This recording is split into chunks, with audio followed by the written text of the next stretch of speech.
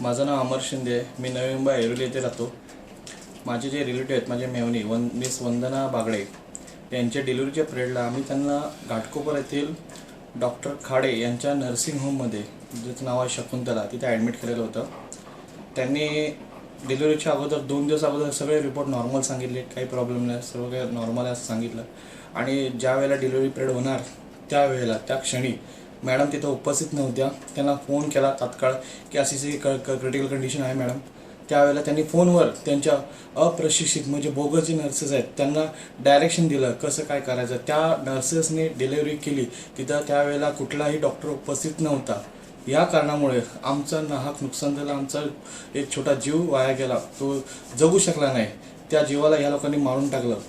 अशा पद्धतीने ही सर्व घटना घडल्यामुळे आम्ही सर्व आमचे घरचे सर्व त्यांची मनस्ताप बिघडून गेले या लोकांचे सगळ्यांचे. आम्ही ही केस जी आहे ती पोलीस स्टेशनला नेली. त्या पोलीस स्टेशनला आम्ही केस दर्ज केली. केस लागू झाल्यावर पोस्टमॉर्टम करायला लागला. पोस्टमॉर्टमच्या वेळेला त्यांनी पोस्टमॉर्टमचे रिपोर्ट पण व्यवस्थित दिले नाही, टायमावर दिलं नाही.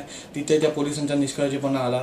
आणि अशा या बोगस नर्सेसमुळे, या डॉक्टरच्या निष्काळजीपणामुळे आमचं नाहक नुकसान झालं.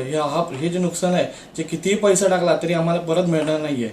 याची काळजी आपण सर्वांनी घेतली पाहिजे. ज्या वेळेला आपण आपल्या रिलेटिव्हजना दवाखान्यात दाखल करतो त्यावेळेला त्या दवाखान्यांमध्ये बोगस नर्सेस आहेत का, क्या सर्टिफिकेटवाले नर्सेस आहेत का, हे चेक केलं पाहिजे. डॉक्टर्स किती वेळ उपलब्ध आहेत हे चेक केलं पाहिजे.